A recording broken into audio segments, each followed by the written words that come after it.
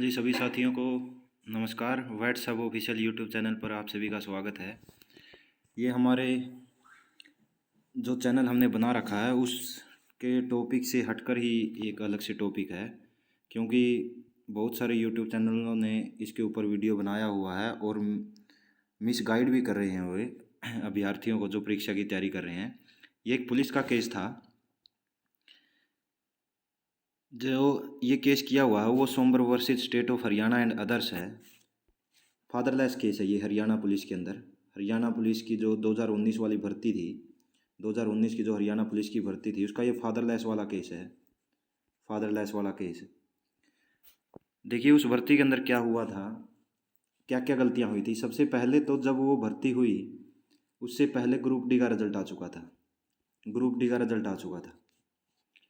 उस group D की भर्ती के अंदर कोई डॉक्यूमेंट वेरिफिकेशन नहीं हुई। रिजल्ट आने के बाद सीधी उनको ज्वाइनिंग दे दी गई। कोई भी जो डॉक्यूमेंट वेरिफिकेशन होती है डीवी वो नहीं हुई।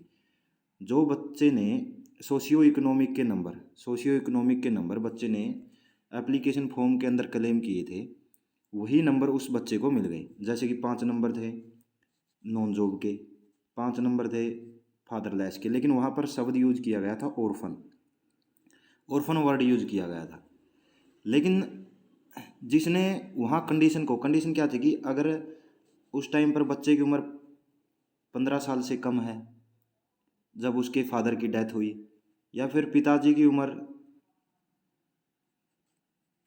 जो 42 साल की कंडीशन है मेरे अकॉर्डिंग, 42 साल से कम हो, 40 या 42 साल, ऐसी कुछ कंडीशन है कि उसके पिताजी की उम्र, जब वो पिताजी उसका डेथ हुई थी उनके पिताजी की, उनकी उम्र 40 या 42 साल से कम की उम्र हो। ये कुछ कंडीशन रखी हुई थी।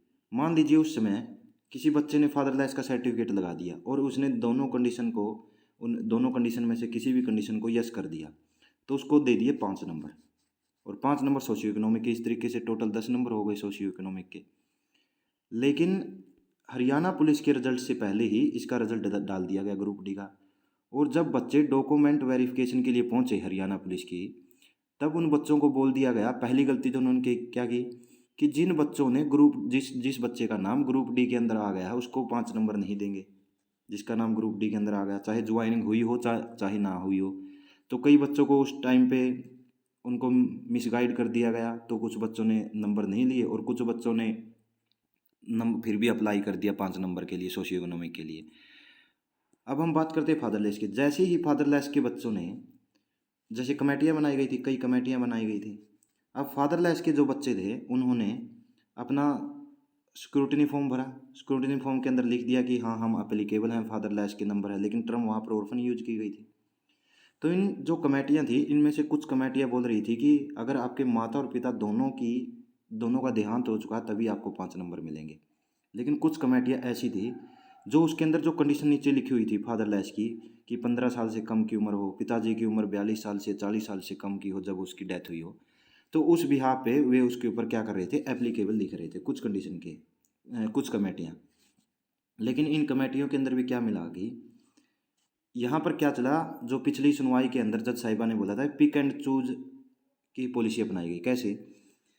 मान लीजिए कोई बाहर का स्टेट का आया और यहाँ पर तीन कमेटी के अंदर, यहाँ पर 3 बंदे हैं, यहाँ किसी एक के साथ उसकी बात हो गई, तो उन्होंने क्या किया, उसके फॉर्म के ऊपर एप्लीकेबल लिख दिया, क्योंकि उसको 5 नंबर तो नॉन जॉब के ले लिए, 4 नंबर उसने बीए के ले लिए, 3 नंबर उसने एमए के ले लिए, पोस्ट ग्रेजुएट के लिए। फिर भी अगर उसने अब एस्टिमेट लगाया कि हाँ मेरा अब सिलेक्शन हो जाएगा, तो हाँ इस इतने नंबर ले लिए उसने, लेकिन यहाँ तो उसको प्रूफ देना पड़ा था इस चीज़ों का। जब फादरलेस की बात आती है, फादरलेस की, मान लीजिए उसको, उसके पास बीए नहीं है तो उसको 5 ही नंबर मिल रहे थे, तो जिसके पास बीए है उसको +4 मिलकर टोटल 9 मिल रहे थे। तो उसने जो कमेटी के मेंबर्स थे, जैसे भी कमेटी के जो भी बंदे थे उन्होंने बाहर से बुला रखे थे, जैसे भी हम नहीं कह सकते कि कौन थे कौन नहीं, तो +5 नंबर अगर उसको फादरलेस के मिल जाते तो वो हो जाते टोटल 10 नंबर।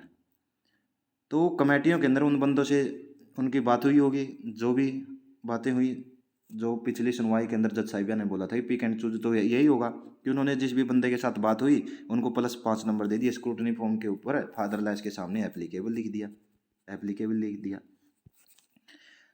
एक ऐसा कैंडिडेट भी मिला जिसका पिताजी गुजर चुके हैं, लेकिन माता उसकी अभी जिंदा है, वो अभी सर्विस कर रहा है। ऐसे टोटल 50-60 के बीच में कैंडिडेट मिले हुए हैं। तो अगर वो बंदा जिसका पिताजी की डेथ हो चुकी है वो कंडीशन को फॉलो कर रहा था और उसकी माता जी की अभी जिंदा है और वो सर्विस कर रहा है, और जो इन बच्चों ने केस कर रखा है, तो सिचुएशन तो ये बराबर की है, क्योंकि उनका पिताजी भी गुजरे हुए हैं, इसके पिताजी भी गुजरे हुए हैं, इनकी माता भी जिंदा है और जो सर्विस कर रहा है उसकी माता भी जिंदा है। तो इनको 5 नंबर क्यों नहीं दिए गए? इनको 5 नंबर क्यों नहीं दिए गए? तो ये इनको भी तो ज़रूरी थे। तब इन अभ्यर्थियों ने क्या किया कि कोर्ट के अंदर केस किया और लगातार हियरिंग चलती रही इनकी। 4-5 साल के बाद आज जो अभी एक लास्ट मोड के ऊपर अभी ये केस पहुंच चुका है, और इसके अंदर जो जजेज है रजत मौर्य, रमन चावला, रविंदर डुल, इनको तो आप जानते ही होंगे, अच्छा नाम है, अरुणवीर चौहान, तो जेपी जांगू, ये जो वकील थे, इनको एक डाटा दिया गया एचएसएससी के द्वारा। तब इन्होंने इस डाटा को खंगाला गया, तो उसके अंदर इन्होंने देखा कि इन्होंने तो अदर स्टेट को भी 5 नंबर दे रखे हैं, जिन्होंने ऑर्फन का सर्टिफिकेट भी नहीं दे रखा उसको भी 5 नंबर दे रखे हैं, जो फादरलेस है ही नहीं उसको भी 5 नंबर दे रखा है। तो जो ये बच्चे हैं सोमवीर या इसके साथ जितने भी अदर बच्चे हैं जो भी, तो ये क्या कह रहे हैं? ये कह रहे हैं कि आप जो बच्चे सर्विस के अंदर है उनको मत हटाएं। हम ये नहीं कहते कि भाई उनको हटाओ, आप हमें भी 5 नंबर दो, क्योंकि हम भी एप्लीकेबल हैं। वे अगर एप्लीकेबल है जो सर्विस कर रहे हैं, तो हम भी एप्लीकेबल हैं, हमारे भी पिताजी जिंदा नहीं है। तो जज साहिबा है जो जयश्री ठाकुर, तो उन्होंने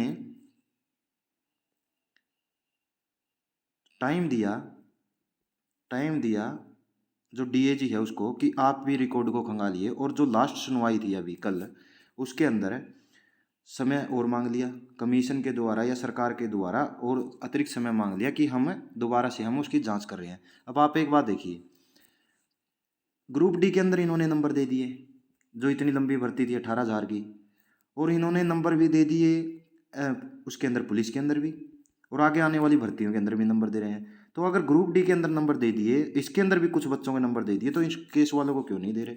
इनके भी नंबर बनते, इनको भी नंबर दो। और अदर जो यूट्यूब चैनल कह रहे हैं कि उनको हटा दिया जाएगा, कोई दिक्कत नहीं आएगी, ऐसा कोई भी नहीं है, क्योंकि इसका रिजल्ट एक ही निकलना है कि जो बच्चे लगे हुए हैं उनको आप नहीं हटा सकते, किसी भी हालत में नहीं हटा सकते, क्योंकि ऐसा हुआ तो ग्रुप डी वाली भर्ती के अंदर भी फिर दोबारा से केस होगा, तो वहाँ पर भी आपको सभी बच्चों को हटाना पड़ेगा, वहाँ पर भी बच्चों को हटाना पड़ेगा। तो यहीं पर एक ही कंडीशन होगी, या तो इनका डॉक्यूमेंट वेरिफिकेशन दोबारा होगा, जितने भी बच्चों ने रेस क्लियर की थी उन बच्चों का डॉक्यूमेंट वेरिफिकेशन दोबारा होगा, उन बच्चों के डॉक्यूमेंट्स दोबारा देखे जाएंगे, और उसके बाद जो कंडीशन दी हुई है फादरलेस की, जो बच्चे उसको फॉलो करते हैं उन्हीं को क्या हुए 5 नंबर का बेनिफिट मिलेगा, उनको 5 नंबर का। अब मान लीजिए अब इन्होंने पिक एंड चूज रूल से उसको 5 नंबर दे दिए थे, अब दोबारा डॉक्यूमेंट वेरिफिकेशन हुई तो वो 5 नंबर नहीं ले पाएगा तो वो बाहर हो जाएगा, तो इलीगल रूप से जिसने नंबर लिए है वो तो बाहर हो जाएगा। अब जो कटिंग थी आज की, ये देखिए कि 5,000 सिपाही पर भर्ती में धांधली पर हरियाणा सरकार ने जवाब के लिए समय मांगा। तो यही बात मैंने बताई है, कुछ यूट्यूब बता रहे हैं, ऐसी अफवाह ही फैला रहे हैं कि ये हो जाएगा, वे तो हट जाएंगे, ये हो जाएंगे, तो ऐसा कुछ भी नहीं होने वाला, हटने वाला तो बिल्कुल भी नहीं है, ये तो मन से ही निकाल दो। हाँ, वे हट सकते हैं जिन्होंने उस टाइम पे पिक एंड चूज रूल के हिसाब से कमीशन ने उनको नंबर दे दिए थे, वे बिल्कुल हट सकते हैं, लेकिन अगर कोई जेन्युइन है तो वे ज़रूर से ज़रूर अपने इसके अंदर रहेंगे। और रही बात कि किसी बच्चे ने फॉर्म भरते समय दोनों पॉइंट्स को टिक नहीं किया, या किसी कंडीशन को फॉलो करा उसको टिक्स नहीं किया, या फिर उसने डॉक्यूमेंट अपलोड नहीं किया, तो उसके अंदर ये डिपेंड करता है अब आगे कमीशन के ऊपर कि कमीशन उसके खिलाफ क्या लेता है। अगर उन्होंने रीट के अंदर भी यही बात लिख दी है कि हमारे से उस टाइम पर हमने, या फिर फॉर्म भरते वक्त हमने टिक नहीं किया, तो वो अलग मैटर है। नहीं तो ये डिपेंड करता है कमीशन के ऊपर कि कमीशन ने देखा कि उन्होंने फॉर्म के अंदर तो लिखा ही नहीं है लेकिन अपलोड कर रखा है, तो वहाँ वे नंबर देंगे या नहीं देंगे वो कमीशन पे डिपेंड करेगा। उम्मीद करते हैं कि आपको ये जो मैटर था ये बिल्कुल समझ में आ गया होगा, और आप निश्चिंत रहिए कि नौकरी जाने का कोई खतरा नहीं है।